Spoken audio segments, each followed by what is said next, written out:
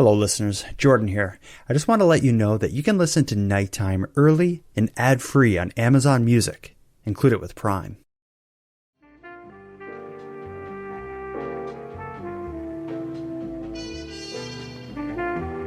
You are tuned to the Nighttime Podcast, focused on the fringe of Canada.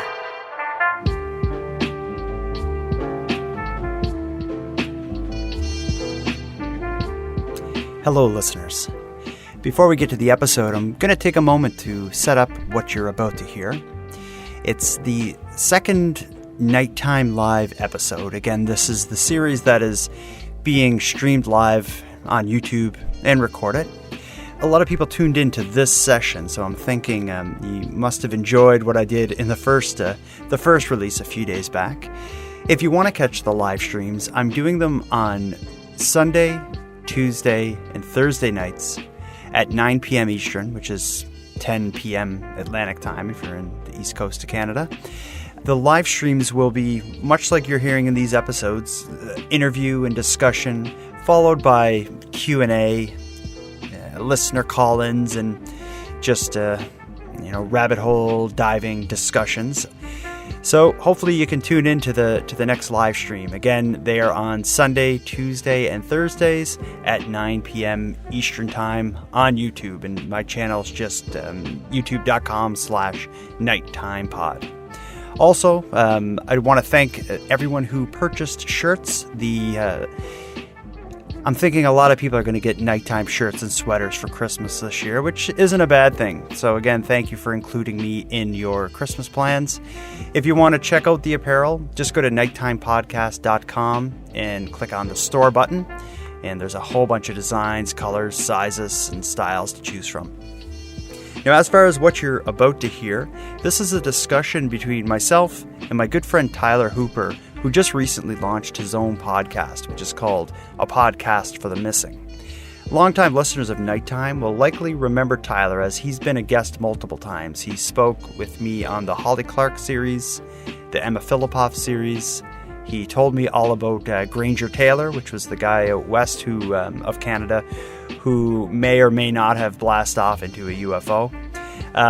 But Tyler is a well-respected writer, journalist, researcher, but just now he's moving into the podcast space. And his first topic of his podcast, A Podcast for the Missing, is a multi-part series about the disappearance and search for Ryan Shtuka, who I covered on the show maybe 2 years or so ago. He was a young man who disappeared at a ski resort called Sun Peaks in British Columbia. So I invited Tyler on to talk about Ryan Shtuka and to tell me about his podcast. So if you're familiar with the Ryan Shtuka case, this episode is going to add a lot more than to what you heard in my prior series or my prior episode about him. But even if you don't know the story of Ryan Shtuka, Tyler and I set it up at the beginning, so you don't really need to go back and hear my first episode about it to catch what we're going to talk about. So anyway, let's get to it. In this episode of Nighttime, we're going to be joined by Tyler Hooper, and we are going to revisit the disappearance and search for Ryan Shtuka.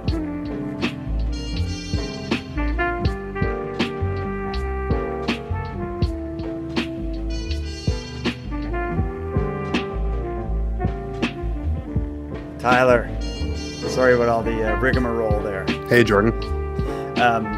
Anyway, it's good to see your face. I've talked to you so many times, but it's always just been your voice, which is nice as well, but it's great to see your face.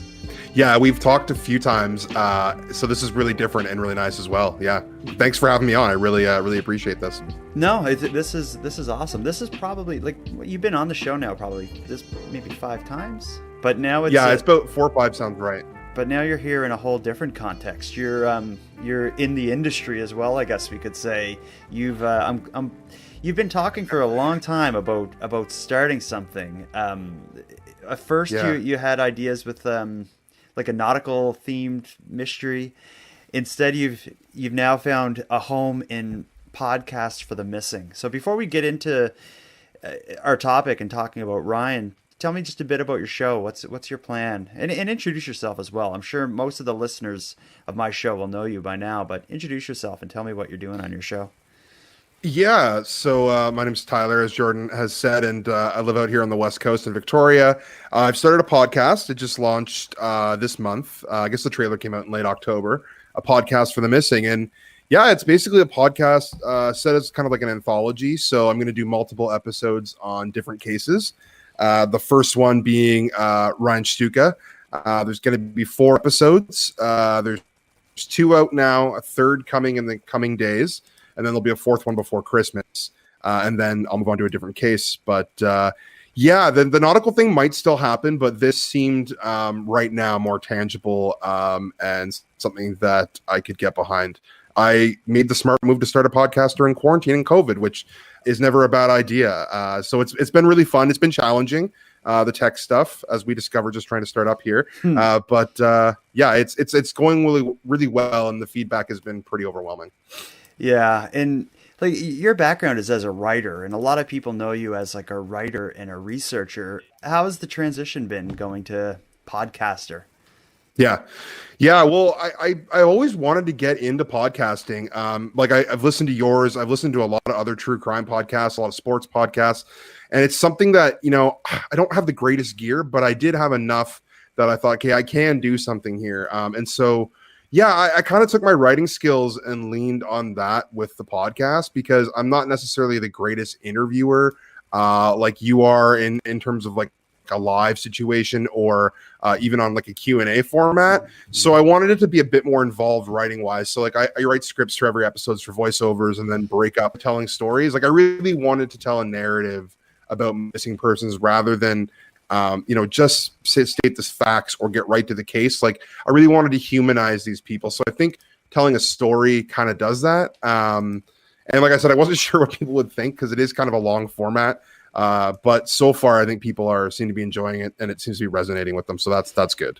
Yeah, I listened to your first episode, and it was definitely, I knew it was going to be good just from knowing you, but it exceeded my expectations. But anyway, yeah. Tyler, as I was saying, moving from the role of like a writer, researcher, journalist to podcaster who's doing it at home, I guess like you had mentioned there, the quarantine was and all that stuff was kind of an ideal time to do this because you've had more time to sit at your laptop poking away at things. But what if like the process of taking a story, exploring it and sharing it, like how much different is it in audio format rather than writing an article or an essay? That's a really good question. It's really different. And that was one of the challenges because normally when you write an article, you do your interviews, you jot down some quotes, you get some background and you go back and you do, you mix that with your research and you write the article. Maybe you write a few drafts, but you're really just doing the same thing. But like I said, with this podcast, like the way I wanted to script it and do the episodes, like you do your interviews and like, my interview with Heather was like 3 hours long, I think. And I knew it needed to be close to that to get 4 episodes of material out of this. And so you do all the interviews, which take up a ton of time. And then you got to go back and edit it. And I've been doing, and maybe I shouldn't be admitting this, but I've just been editing it on Audacity. And that's because that's the only editing program I've ever used. And I mean, it's not the greatest, but I'm familiar with, and I didn't really have time to learn, or I haven't had time yet to learn anything else. So basically, yeah, editing the audio, finding your clips, and then writing a script based on those clips, putting the story together, both in the timeline and in your head. It's a much more involved process. It's actually funny, like, because I'm still working on a few writing projects, and it's really nice sometimes to have the podcast to break things up because writing can get really frustrating really fast. But with podcasting, it's like, say I'm having trouble with the VOs. Well, you know what? I'll switch and focus on the music for this episode, or I'll go back to this interview and refine the clips. Like there's just so many more little facets you can tinker with. And so I find the process is, I don't want to say it's more enjoyable than writing because I do love writing, but it's easier to get immersed for long periods of time. Like there's times when I'm editing that I'm just like, oh man, like it's been, 2 hours, like where'd the time go? So, yeah, but it's and then to say like I'm not the most technical person, so there's been a big learning curve when it comes to figuring things out. And I should say too, I have someone here in Victoria, Manfred Lotz, who masters my episodes, And without him, like, it would sound a lot different. Like, you would notice that I was doing this by myself on a laptop. So I really do owe him, like, kudos for helping me and volunteering to do this, because he just makes them sound so good with being a sound engineer. So, so that's kind of my hidden secret, is that I do have someone who, takes what I give them and makes it sounds listenable. So it's nice to have that. Yeah, well, that's awesome. So let's get into the topic here, because I want to get into the discussion with you, because this is Ryan's story is one I covered myself probably maybe 2 years ago or so, and it's like this. I've thought about him often, thought about his family often, and I've just been swept away by the case when I first learned about it, and now you're there with me, so I'm excited to break it down. So before we get into talking about it, there's probably people who either don't know the story of Ryan Shtuka's disappearance, or maybe they just know the vague details, or maybe they remember when I covered it 2 years ago. But let's first just walk through the disappearance of Ryan Shtuka. And your memory of the exact dates and times is a lot better than mine, I'm sure, because it's been a while since I did it. But it happens in Sun Peaks, BC, which is basically a ski resort with there are like year-long citizens or residents, but the way I understand it, it's more of a ski resort type place, like up in the mountains, that's isolated from everywhere else for the most part. Am I reading that right? Yeah, you're absolutely right. There's a small band of residents that are mostly retirees or people who have a second home up there. And then in the winter season, that's when Sun Peak swells. Like, it is really like kind of like a smaller version of Whistler, where people really do flood there for the mountains and the skiing. And they do in the summer for the mountain biking too. But I think in the winter is when a lot of the seasonal workers go up there and kind of flood the town. Okay. And yeah, it's super remote. It's like, just kind of close to Kamloops, but it's like one road in, one road out at one point. So it's like a more remote Whistler, or what Whistler would have been like 20 years ago. Yeah, I get you. And Ryan, he wasn't from there. He's from Beaumont, which is in Alberta, I believe. Yep. And what's kind of wild about this is Ryan had moved to Sun Peaks to work there for the skiing, snowboarding season. And he only ended up being there for, I think it was 2 months. He showed up there December of 17, and it was February of 18 that he had disappeared. Tell me about his time there and the last night, his last known night, like the events that led to his actual disappearance. Yeah, so Ryan decided to go to Sun Peaks as a young 19, 20-year-old. I think like a lot of us do when we're younger, we want adventure. He just finished high school, and I don't think he was really set on going to school for full-time yet, although he did go for a little while. So I really think he was looking for some adventure and something different. So him and his friend decided to go to Sun Peaks and work for the winter and, snowboard. Ryan loved to snowboard. So, he basically was going to snowboard, work, and party and hang out with friends and meet people. And so he goes up on, I think it's like December 1st. And he's there through Christmas. He doesn't even come home for Christmas. He ends up having such a great time with his roommates and friends. And he's seemingly living the life. Like, that's one thing I looked into was, sometimes when people move away from their home environments, they can get overwhelmed and depressed and sad. But everyone I've talked to, like, says Ryan was so happy and just living in the moment. He'd get up early before work, hit the slopes, show up a few minutes late every day to work just so he could get one more run in. And then, he'd go out drinking beer and hanging out with his friends and roommates on the weekends. And it was going really, really well. And so then by February, he's still doing that. Everything's still going well, seemingly. And then he goes missing on the evening of February 16th, early mornings of Saturday, February 17th. I hope those dates are right. I'm pretty sure that's it. And basically that night, he finishes work, goes home. He and a group of friends and roommates go out to a silent disco at one of the local pubs. I want to stop you there. What is a silent disco? Is right? I understand it as like everyone. It's like a nightclub, and everyone's wearing headphones dancing. Yeah, I've never been to one myself, but you're absolutely right. And I think the idea is I don't know if there's just one channel of music or maybe some of them have a couple, but basically, you're listening to music and you're just listening to it with headphones. So if you took them off, it's completely quiet. Wow. Yeah, I'm not really sure. Like, it's not something that, again, I've experienced or looked into too much. But I mean, it looks really fun. I mean, there's a great picture of Ryan holding a beer, smiling, just like with the headphones on, like looking like he's having the time of his life. Yeah. So it sounds like it was a lot of fun. Yeah, a lot of people would know that photo because that photo goes around a lot. And I think a lot of people know the photo, but they don't realize that it was taken the night he disappeared, I believe.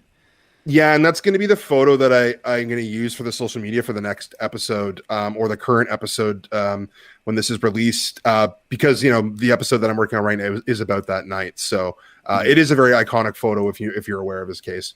Yeah, absolutely.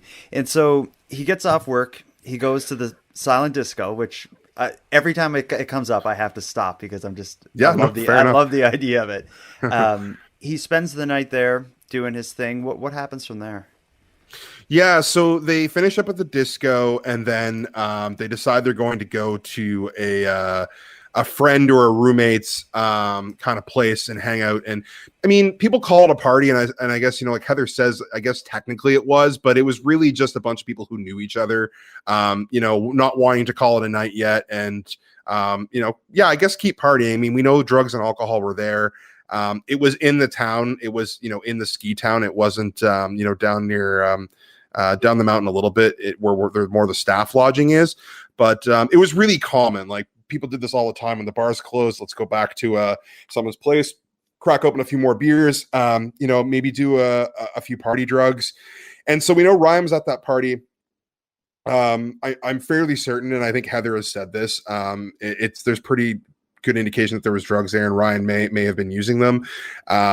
He definitely was having a few drinks, and then sometime around 2 a.m. on the morning of Saturday, February 17th, some people that he's with decide they're going to leave.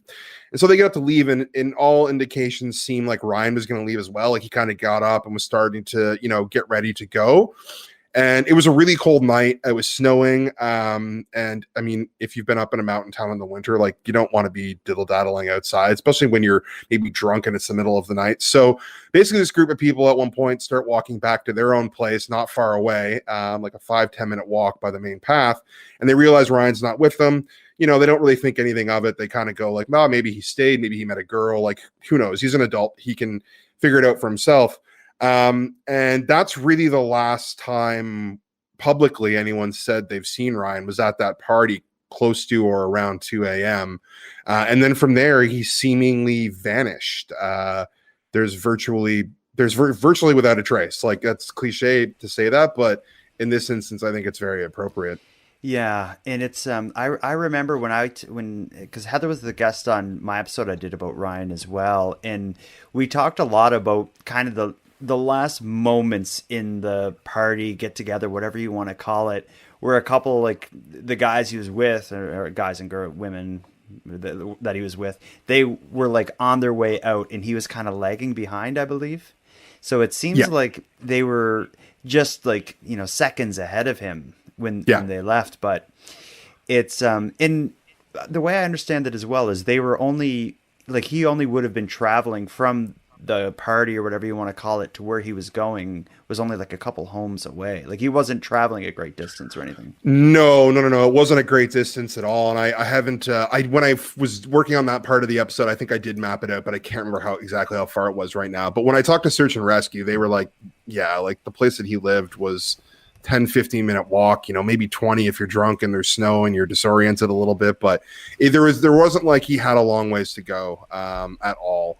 It's kind of crazy how close this place really was, and the fact that he didn't make it home that night. Yeah, and when I did the episode, I called my episode "The Search for Ryan Shtuka" because I found like the disappearance, like the actual events that lead up to his disappearance, there's so little to say or so little known about it, because it just seems like you said he vanished.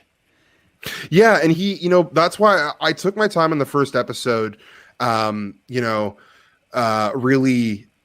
trying to establish that Ryan was this normal kid and that, Mm-hmm. he didn't come from this really shady, terrible background. Like, by all accounts, the Shtukas are like just a regular, great Canadian family. So I really, and I wanted to tap into that because honestly, I see a lot of Ryan's upbringing in my own, Mm-hmm. having that nuclear family, living in a smaller town near a bigger metropolis. So, so getting to when he goes to Sun Peaks, like there's been all these theories, and I'm sure we'll get into this later, but we can never know for sure what Ryan was doing if he was doing something secretively in Sun Peaks, but I mean, no one has come forward with any evidence of that. I mean, by all accounts, he was just snowboarding, drinking, partying, working, and doing what a 20-year-old should do, just having fun, trying to figure out what the next big step is in life. So it is really bizarre that he does vanish because it's literally without a trace, and there's not really much to go on motive or why. It's very bizarre.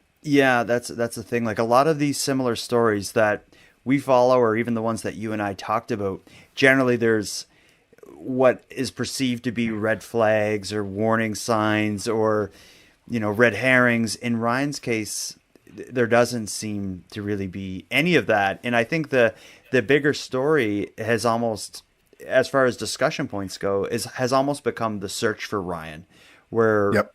all over the news since he's disappeared, there's been coverage of his family searching for him, the community coming together to pitch in for the search, busloads of volunteers going up to the resort to get in there, and it's I looked at maps and the Google Map view and Google Earth view or whatever of that area, and it is just like I couldn't imagine searching for anything there, because once you leave the developed Sun Peaks resort, it is like the thickest forest that as thick a forest as Canada has to offer.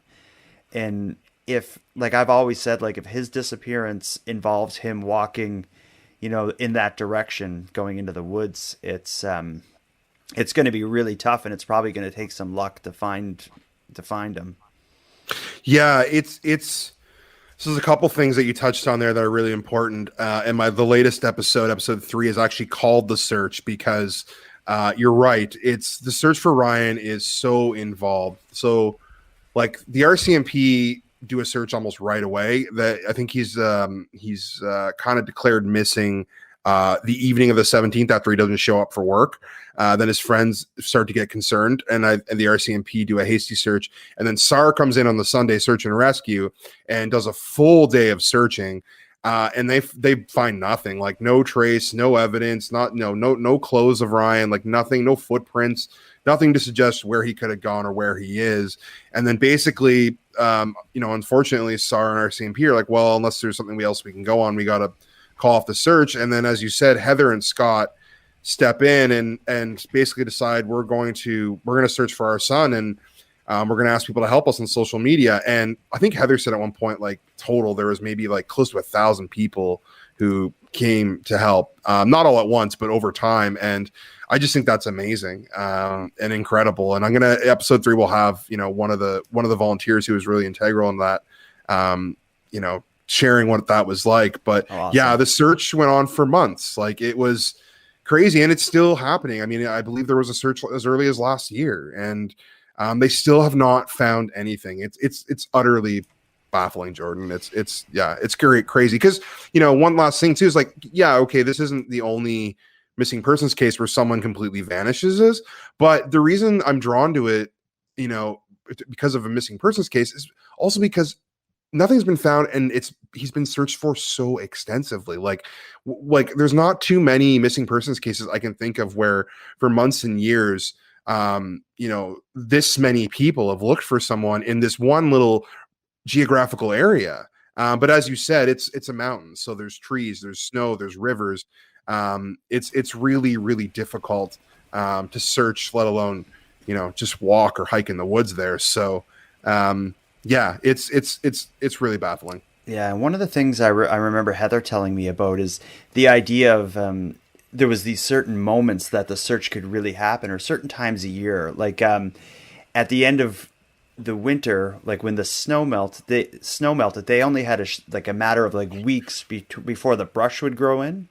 Yeah. So once the snow was off the ground, they had to search hard then, because once, spring hit and things started to grow, it was just too thick to see anything. And then, and then like for the summer, it was just in the summer, it was just as bad as when there was snow and they were walking around putting like, the stakes down through the snow trying to feel something. But it would be a horrible area to conduct a search. Like, it's one thing in a city or outside of a city in the suburbs or whatnot. But this is, again, we're talking like Canada's version of the jungle, basically. Yeah, that's a really succinct way of putting it. Yeah, you're in the wilderness. I mean, this is not an urban setting at all. It's pure forest, and just to survive up there is really, really tough. So, yeah. Yeah, especially in, with snow on the ground, lots of walking down hills. It's the kind of walk, like I've done a lot of exploring in the forests around Nova Scotia and Atlantic Canada, but it's the type of situation where if you were walking in that area, you would be, holding onto branches to help yourself get down a little bit hill. You'd be, clawing your way through the bushes and whatnot. So it's this search isn't them just kind of walking through the forest on a nice casual walk in the afternoon.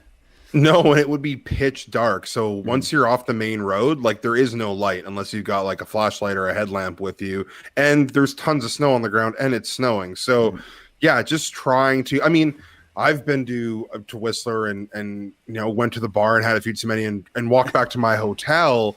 And that's a chore in itself. Like, it sounds silly, but like it really does give you perspective, of how crazy it is to try and walk home in the middle of the night there. And I mean, really, the only thing that makes sense to me is he had to have gotten off the road at some point if he did leave that party, because otherwise I just don't see how he could have lost his way being so close to his own home.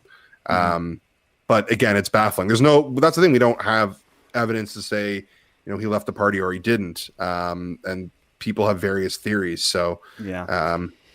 And that's what you're exploring in your show. So we have kind of the basics of his story covered. So I want to ask you a little bit about the approach you've taken. Because when I did my episode about Ryan Shtuka, it was based on an interview with his mom. And it was really just a broad overview of his life, his disappearance, and in the search for him. You're taking what I did in like 40 minutes, and you're doing like the 5-hour version. You're doing a much deeper dive, is how I would put it.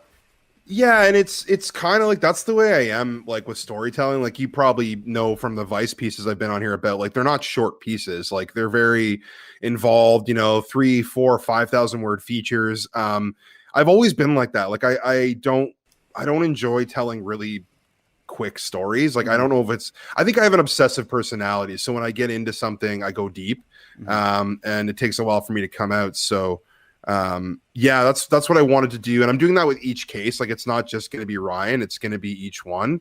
And so it's, for those of you listening, it's like, you're only going to get like maybe 2 or 3 a year, because like the amount, like I started doing the interviews for Ryan back in July, and I just released the first episode like in early November. So that's how long it took me to do all the interviews. I did probably like a dozen interviews almost, and the editing and the writing, and I'm working like you are and got other responsibilities. So that's one thing I should definitely say, like, prefacing, like, this isn't, there's not going to be another 4 coming out next month. Like, it's going to be a while, but that's the way I want to do it. And some days it feels a bit like a burden just of how much work it is, but I think it will help, and it will really show who these people are. And that's what I wanted to do with Ryan, is really humanize him. Because I think on some level too, that maybe makes people think a bit more about, if they interacted with him. And I don't know, I just thought maybe it would help, like kind of what you did, putting anything out there about these people, where families are in limbo and don't have answers. It always helps to keep attention, because who knows what, and someone could come forward at any point, and change the search and change the search for Ryan. So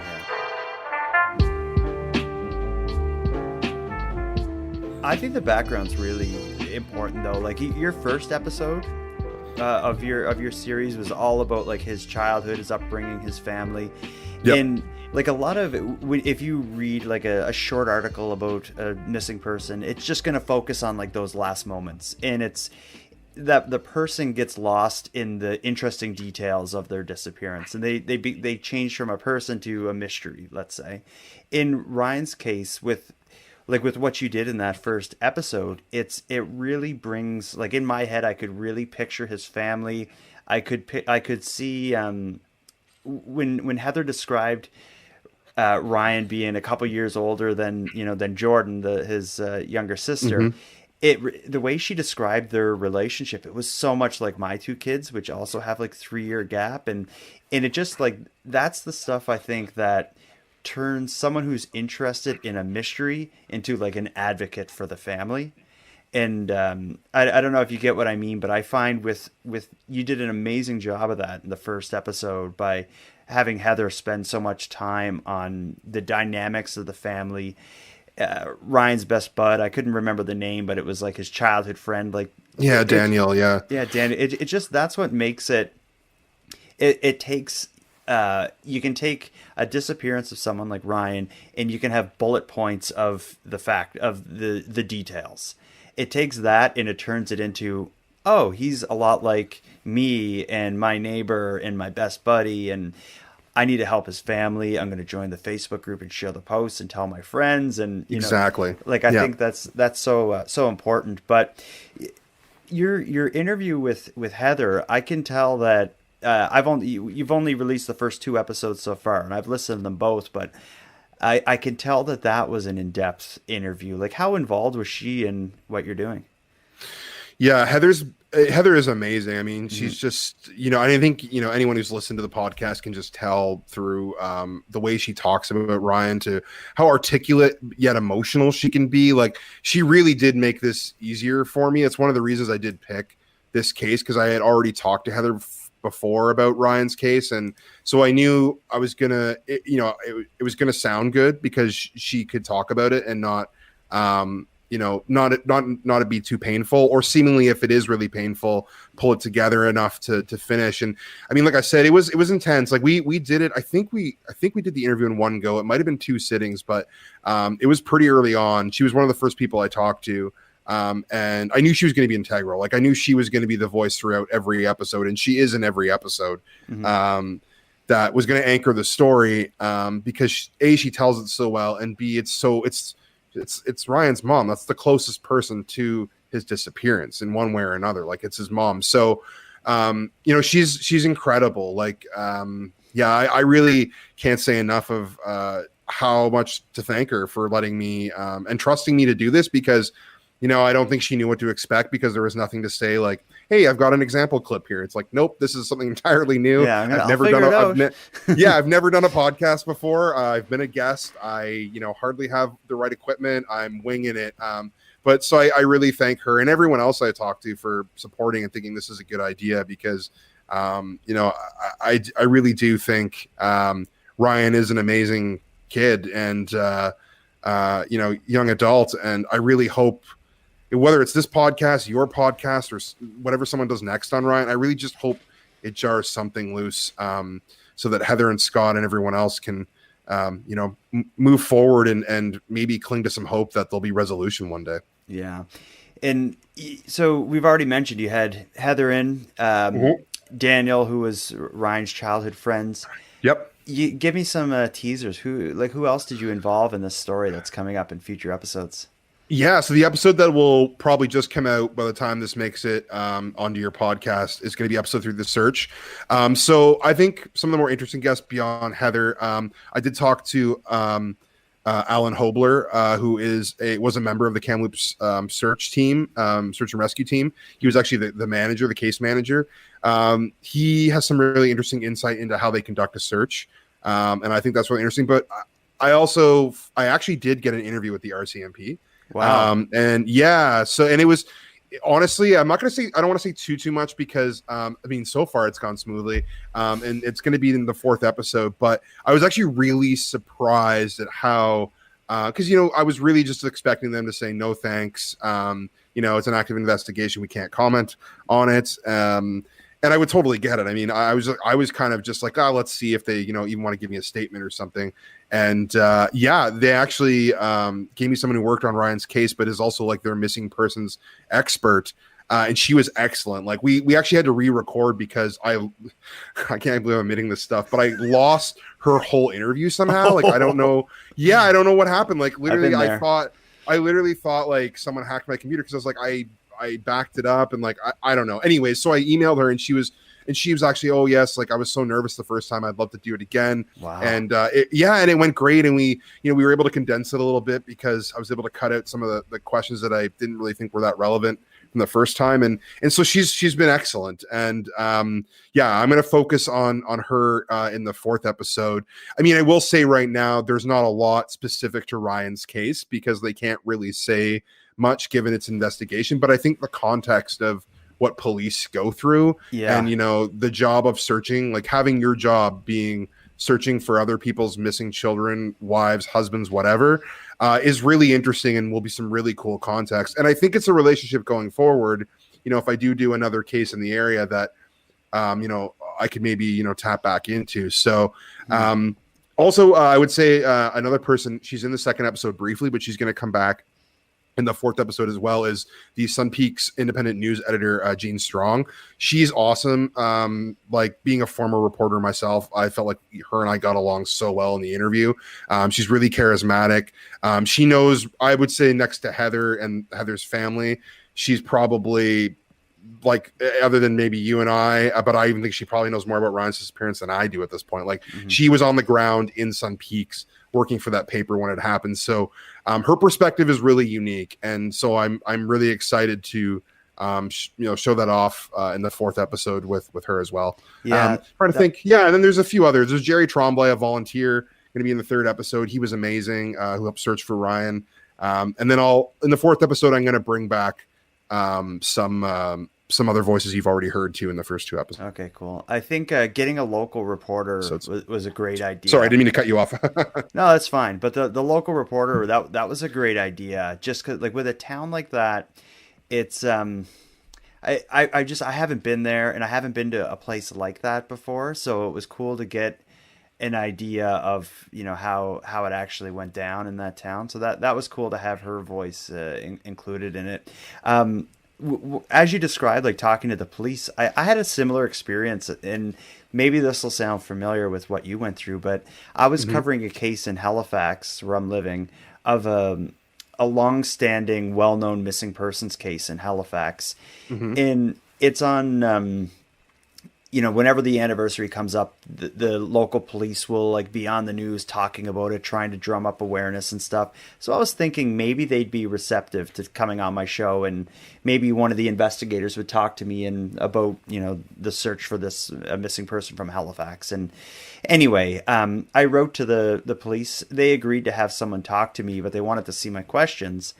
And when I showed the questions, what they pretty much said was like, we won't answer any questions specific to this case. It all has to be general questions about policing and procedures and whatnot. And it ended up, I did an interview with the police officer, and it was great to hear them and all that stuff. But it was all of the only thing they were comfortable talking about was more so how would you handle like a general case, not like this specific case, if you know what I mean. But it's it was still interesting though, because it added context to what I was researching and working on. So I'm sure it's going to be great what you put together. Do you have like a plan for the future episodes? Like you've done 2 of probably 5 or 6. Like, do you have it mapped out where you're going to take this? Yeah, so I think it's only going to be 4, and that doesn't mean that there won't be like a follow-up one day, or like maybe we do something like this with you on my podcast. Like I'm going to keep that open, but I think 4 is good. I mean, they're going to be longer, the last 2. So the first 2, I think we're in the 30-minute, 40-minute range. The 3rd episode is pretty much done and going to be out the door this week. So I think that's like 50 minutes. And then the last episode, I haven't started editing it yet, and for my listeners, I'm sorry. I'm going to start this weekend, but it's probably going to be over an hour. So I think I'm going to cap it at that, unless something else comes up. I also too, like, I have another, so I don't know why I did this, but I did interviews during the summer for 2 cases. So I was doing interviews like every night of the week at one point. And so the second case that I'm going to do, that I want to kind of bring out in the spring, early summer, the interviews are pretty much done. I have like 1 or 2 left to do. So I can pretty much jump into that in the new year right away. So that's kind of the plan, is to finish up Ryan before Christmas, unless, there's a big development.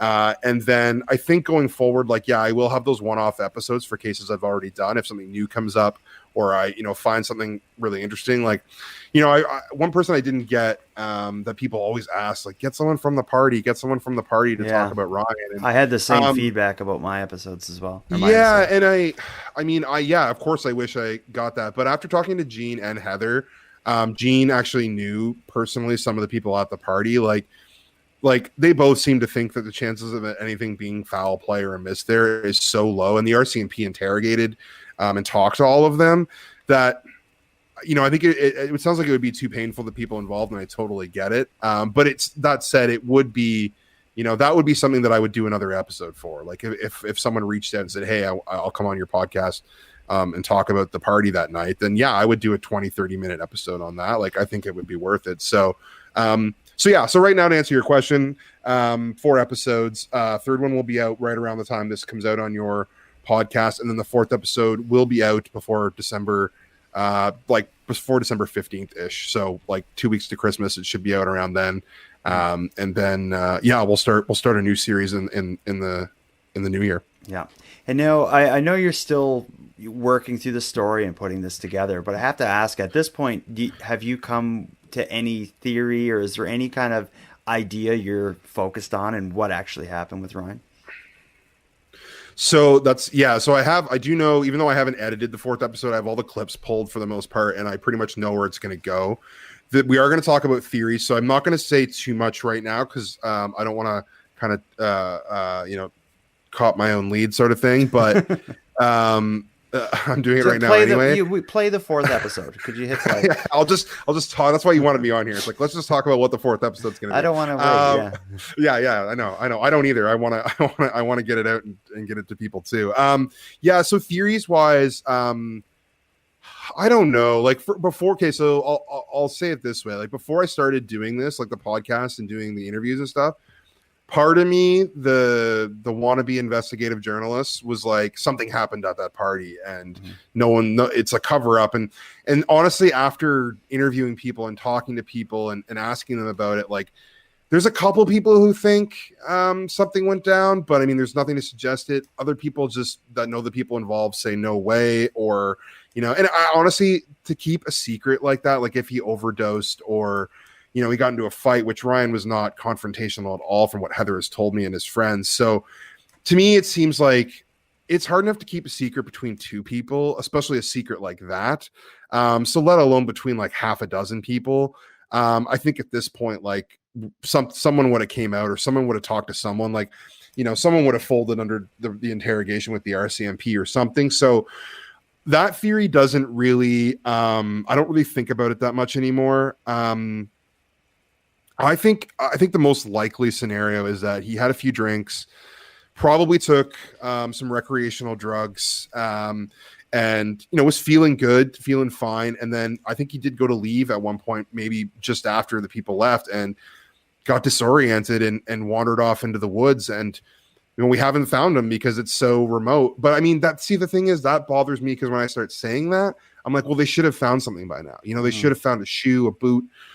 So I guess what I'm saying is, I really don't know. Like, I know that sounds like a cop out, but I really don't end the series with like a definitive theory. I didn't set out to do that either with this. Like, there's other podcasts that have done that, and I think they've done that pretty well. I wanted to more like tell a story about Ryan as a person. So that's going to come full circle in the 4th episode. But I mean, I'm still going to spend a good chunk talking about the theories, because it is part of the story.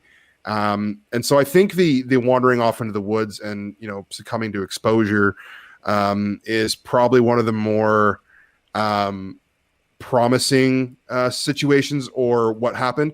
I'd say that, though, there is one caveat. I think there's a chance Ryan's not in Sun Peaks. So what that means is that, and again, I'm scooping myself here, but whatever. Some people might know this and might not. So the night that Ryan went missing, the camera there was a camera at the entrance to the road to Sun Peaks. It was down, and it had been down. And I talked to the mayor of Sun Peaks. Actually, he's not going to be in the series just because the when I recorded it, the audio was not good quality for a few reasons. But I am going to bring it up in a voiceover. The camera was down, and it had been down off and on for a while due to technical issues. So there is no recording of people coming in and out of Sun Peaks from that night. So to me, I mean, I don't think, I don't suspect someone disabled the camera and it was like premeditated, but it does kind of throw a wrench into like, what if he did leave for whatever reason? Like, what if, I don't know, he got hit by a car and then someone, put him in a trunk and wanted to dump his body because they were panicking, or, did he meet a girl at the party and no one saw him leave with her and they took off? I mean, you think you'd remember that, but there is an element of me that, if we ever hopefully do get closure, I could see, everyone being shocked and finding out that he in some way or another left Sun Peaks. Mm-hmm. So, and I don't know if you said it there, but I believe shortly after he disappeared, there was a car that came like in or out of Sun Peaks. So there is like at least some credibility to that idea that he left in a vehicle. Yeah, well, there was shuttles too. Like, I guess what Heather was saying to me too. Like, so people who want to make extra money up there, people go to the bar and drink, and then they take these shuttles, back down or up to the bar. And so, yeah, there would have been a few cars moving. I mean, I don't think that's suspicious in itself. Mm-hmm. I know CBC tried to play up this whole thing about someone yelling something, and I don't know. As soon as I looked into it, I was like, this doesn't sound like it really has anything to do with Ryan. And maybe it does, but when I looked into it and asked Jean Strong about it, she said the same thing. So yeah, I mean, the thing is though, if you got hit by a car, like you're gonna find something. Like you're gonna find, a blood stain, a piece of clothing. Like, I don't know. It was baffling to me when I talked to Search and Rescue and the case manager was like, we found nothing, like not a footprint, nothing. And he's like, we would have been able to find footprints even with the snow. Like it was nice, fresh snow. So in a few hours, someone's like, we'd be able to find something. So that really, to me, kind of even made it more baffling. Cause I'm like, there's not even an indication he took off into one direction or another. It's like, he literally was pulled out of that house and into a cavern somewhere that, none of us have checked. It's really bizarre. And I mean, I guess I want to ask you, like, when you did your interviews, like what was your thoughts? Like, what were you thinking happened to Ryan? Yeah, well, with mine, much like you, I wanted to talk to people at the party just to get a sense of what was happening. Because all of my knowledge of the quote unquote party just came from Ryan's mom, Heather, telling me. What she had heard about it. So she was telling me what someone told her. And so I was kind of left with like, I really don't know what the scene was in that place and how that all went down. So before I kind of ruled out something wild happening at the party, I would have wanted to talk to someone who was there or get firsthand account of what had happened there. But ultimately, when I look at the story on the surface and everything that I know about it, it just seems to me that by far the most likely explanation is that he wandered off, maybe got disoriented, took the wrong turn, ended up in the woods, and just tried to find his way out and found himself deeper in the woods. And and gosh knows how far he made it, because he was a young guy in good shape. If he was, if he had good boots on and a jacket and stuff, he could make it pretty far. Although it was late at night and he was out, so he was probably low on energy. And if he had been drinking and stuff. But and Sar told me, like, he was like, we called off the search because there's no way if anyone had been out in the woods that whole day that they would have survived. Like, it was too cold, there's too much snow. So you're right. Like, and again, I was thinking, I was like, as you were saying that, I'm like, see, you're making sense to me. Like when I say that, it doesn't for some reason, but because I was also thinking like he wouldn't have left the party with anyone because that would have immediately been known. Like someone would have been like, oh yeah, he left with this girl or this person. Like, so I think you're right. I think that is the most likely explanation, is that he went to go home and wandered off. And like you said, he's a young guy in really good shape. He's snowboarding every day. I mean, that's why I talked about, him being a bit of an athlete in high school. And, you know, when you're that age, like, yeah, you kind of do feel invincible when you're a little drunk and high on things. Like, you know, you don't really get that, you know, I don't know. There's something about it that I could see, you know, someone wandering and walking out a lot farther than they thought they would. And then succumbing to being tired in the cold. And yeah, it's baffling. But in cases like that, where someone wanders off into the woods and doesn't come out, they often do find, you know, boots, jacket, Yeah. their hat, you know, something. They found Well, you nothing. shed your clothes. A lot of hypothermic victims, like they shed their clothes before they succumb because of the body's reaction to the cold. So you think, yeah, you would have found his hat and his jacket, but they didn't. Yeah, that's one thing that surprised me is that like no sign of him. No, in a boot like a well-made snow boot, it's in 15 years it's still going to be there and be identifiable and stuff. So it's all of their searching hasn't uncovered any of his boots. I just find that weird. Like you hear like where you are out west, like the situation with like the shoes washing up on shore. Yeah. It's just like I read a bit into that, and it's a lot of that is due to the fact that the sole is buoyant and they're well made, and they'll just last in the elements for a long time. A winter boot is the same way. It's just that if he's out there in the forest, the boots are there probably in very similar shape than they were the night he went missing. So yeah, it's really baffling because I don't think at any point anyone's ever ruled foul play into this disappearance. Like, I don't think that's something that investigators think, just from the way.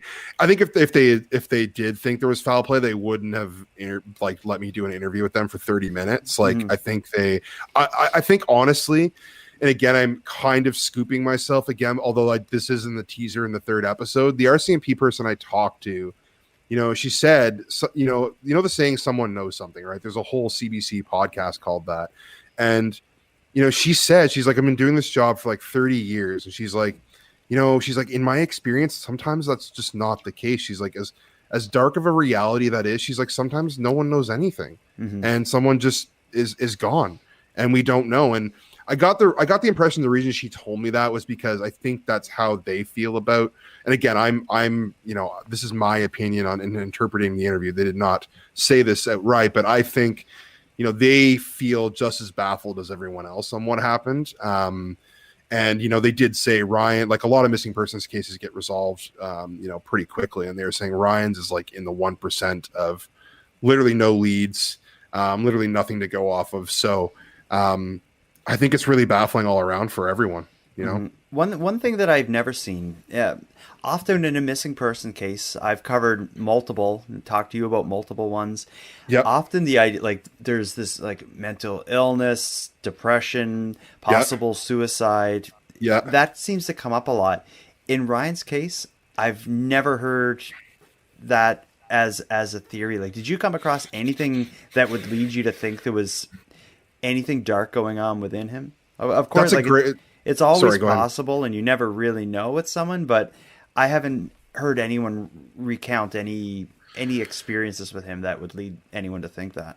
No, like that's the thing. Like that's another angle, that there's nothing there. Like he seemed like the happiest kid, enjoying the time of his life. I mean, that smile, the photo you put up earlier, I think says it all. And Heather says it kind of like you just did. You never truly know, even with your own kids, like what someone's going through or like what their state of mind is. But there's been no one that I've talked to that have suggested Ryan struggled with addiction or, we mentioned drugs and alcohol earlier, and I should clarify, he's a 20-year-old living at working hard and playing hard at a ski resort. Like, there's nothing abnormal about that. It's like, that's what young people go and do. And that's part of the culture up there.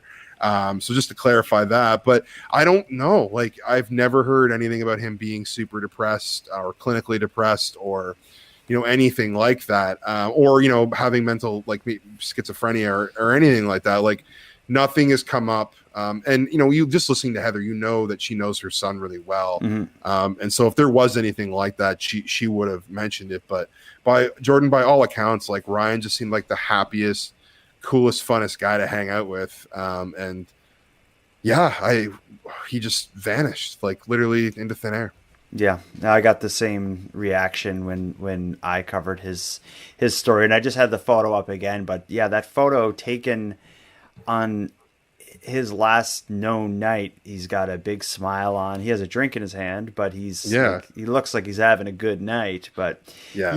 I guess you never, the fact of the matter is though, is you never really know what's going on within someone. But in this case, it's not a discussion point because there's no evidence of that. We would be just as likely to say maybe he got tied up with the mob, the Italian mafia in Sun Peaks. Well, there is, like Heather says, she gets crackpot theories all the time from people, and a lot of people said, was Ryan dealing drugs and part of the local drug trade? Like, she said, like, and I can't, I'm gonna screw up the anecdotes, so listen to the podcast for Heather to tell them. But she says this is a guy who on his, I think it was his first day of university or something like that, like she had to go with him because he was overwhelmed by things. Like, this is not a guy who's going to move out of to Sun Peaks to start a an international or national drug trade or get involved in that.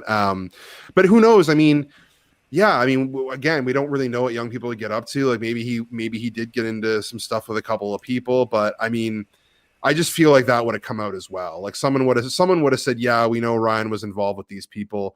And you should probably talk to them. They're not good people. So yeah, by all accounts, he seemed like a really cool, nice kid, just trying to find himself a little bit and, enjoy his life. That's how he comes across to me by all accounts. Yeah. And I think, the most obvious explanation is that he drunk, wandered off, disoriented.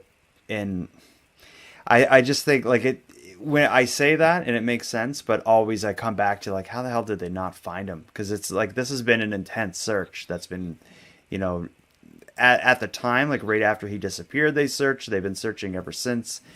I just can't imagine that nothing's come out of it. But yeah, the one thing that's interesting, like there was a river near the area where he had to get home to. Oh. And I feel like when people are inebriated, when they get into water, like you drown so quickly because your faculties are numbed. And it would have been freezing. And so to me, like, again, though, I asked SAR and people about this, and like they searched the part of the river and didn't find it. But like to me, it seems like maybe the reason we haven't found him is because something like that happened. He fell into some water. I don't know. To me, that's the only way it would make sense why there hasn't been a trace, because the water would have swallowed him up. But then would we have found footprints? Like he would have been stumbling in the woods, so branches would have been broken. And like that's the other thing too. Like he's not going to be like a ninja going through the woods and like covering his tracks and his trace. Like he's just had a great night out. He probably just wants to get home and go to bed. Like he's going to be stumbling, pulling on stuff for support. Like you just think search and rescue, because they were there the next morning, like, not the same morning that he went missing, but the morning after. And you think they would have found something, like a rip, some clothing on a tree. Like it's frustrating to talk about because it's like, it's so sad and it's so peculiar, and Ryan just seemed like the greatest and nicest kid. So I keep saying it, but it really is baffling. Yeah, but that's what makes it such an enduring mystery. But yeah. Either way, I'm really excited to see the direction your podcast takes. So for people who listen, some will listen, but for people who are listening or watching, for the 20 watching, well, people will watch it after the fact. You'll have this could get up. Oh, that's to, right. It'll be up. There could be 30 people who watch this.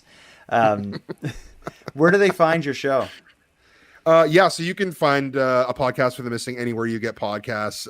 And if it's not, send me a message and I'll get it on there. But it's on iTunes, Spotify, all those places. If you want updates, because it is going to be a while in between series when the next one's out, go to the Facebook page, A Podcast for the Missing. That's where I primarily do most of my posting. I do have Instagram and Twitter.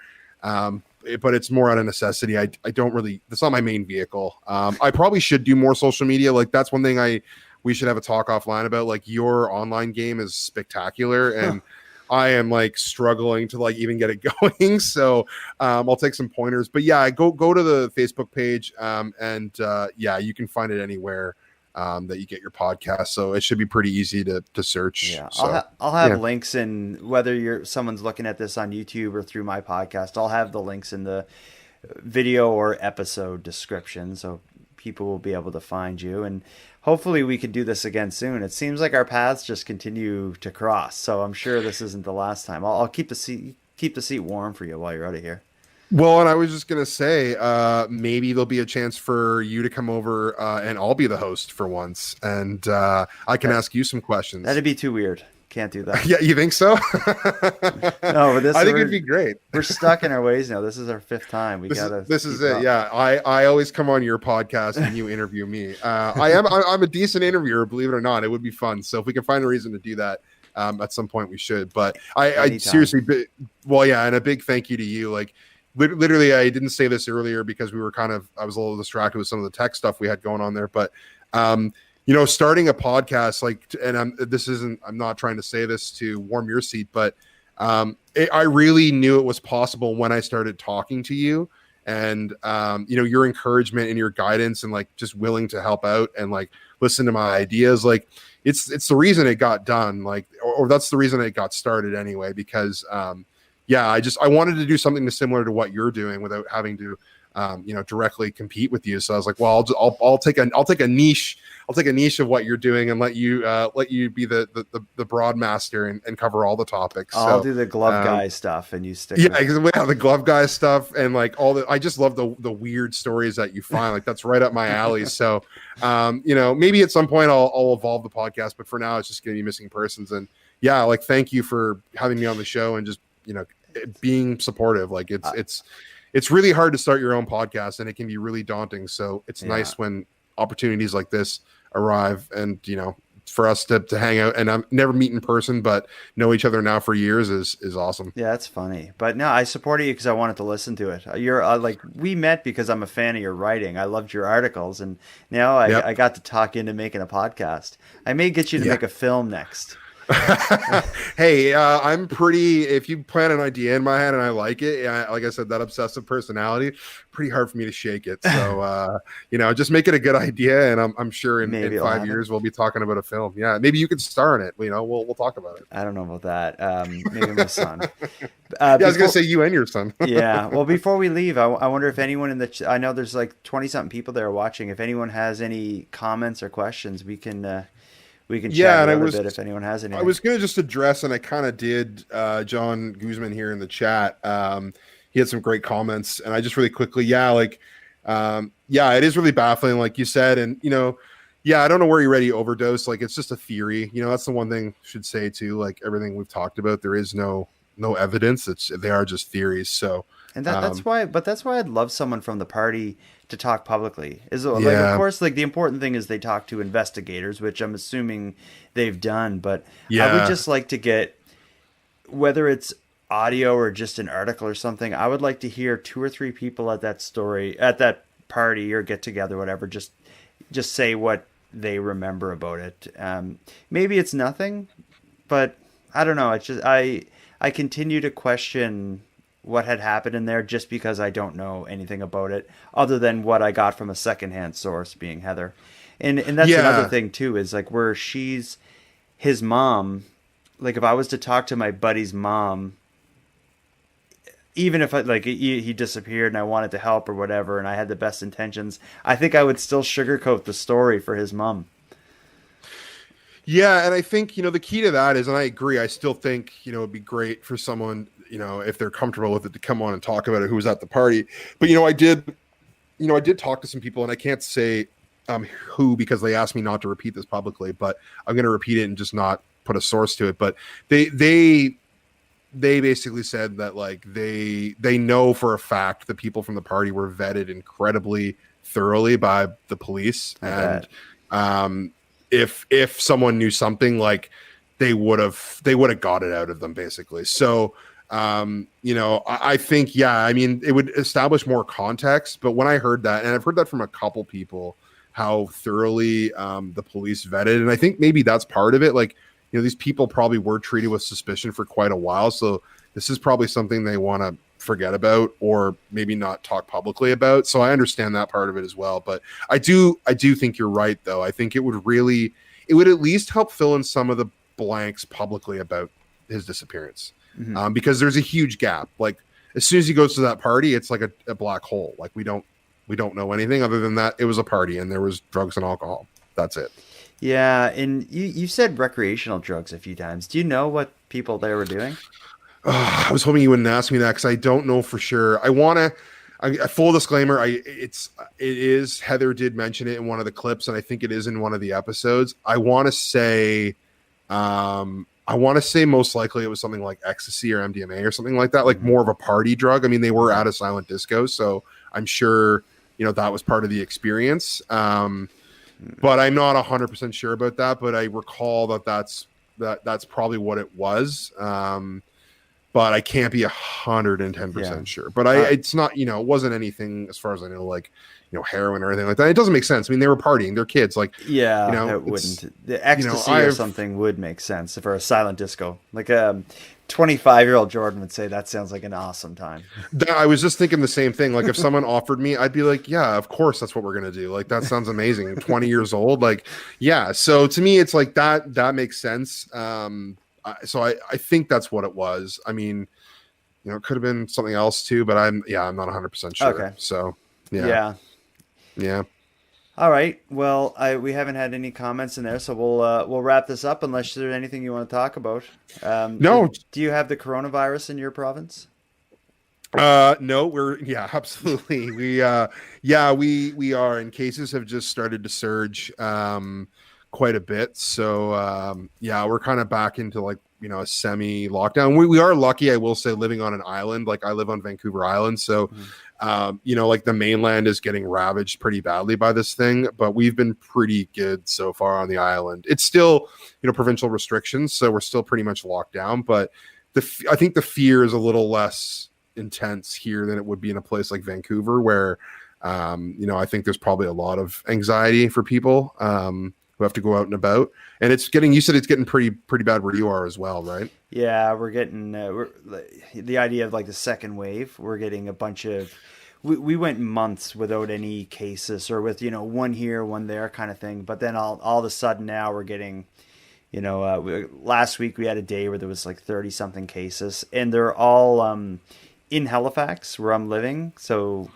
it's kind of freaky. We've had, when it first all started back in like March or April, we had a ton of cases, but it was the majority of them, the cases and the deaths that we've had in Nova Scotia were all in one massive seniors home. Like it just swept through there. And I don't know the exact numbers, but if 100 people in Nova Scotia died of coronavirus, like 90 of them were seniors in this one particular building that it just tore through. The difference with what's going on now is it's not in one building. It's 18 to 35-year-olds who are, at the bar or at a restaurant, that sort of thing. That's where it's spreading here in Halifax now, which is just a bit different of I'm probably at more risk now than I was back in March or April. They do, like whenever someone tests positive, generally there'll be like a press release that goes out saying, if you've been to this restaurant or this place, get tested. And it's like when they release those, every day they release them, and it's like I was maybe at one of these places because it's like this grocery store, this drugstore. It's freaky. I try not to get scared and anxious about it, but it's just hard not to. It's almost like the way I've always described it. It's like I feel like I'm at the very beginning of a zombie movie, but just perpetually. Like it's about to happen. And there's these news reports of it's happening out there, but they haven't showed up at my house yet. Yeah, that's such a great analogy. That's 100% how I felt too. And I mean, there has been a silver lining. I mean, really, working on the podcast and doing some of my own other side stuff outside of the day job, like because working from home and like not being able to go out ever. Like it's. To me, I've just tried to bury my head in things like this because, thinking about, as much as sad as it is to think about something like Ryan missing, just the act of doing the podcast and doing things like these, there is some therapy there for me anyways. So, Yeah, I've just been trying to put my head down, and I don't even read the news on it that much anymore. Like, I'll get the latest numbers, but that's about it. So, yeah, I'm trying to stay positive like you. We just got to hang in there and hope 2021 is, a little better. It's going to be hard not to. This has been a great year.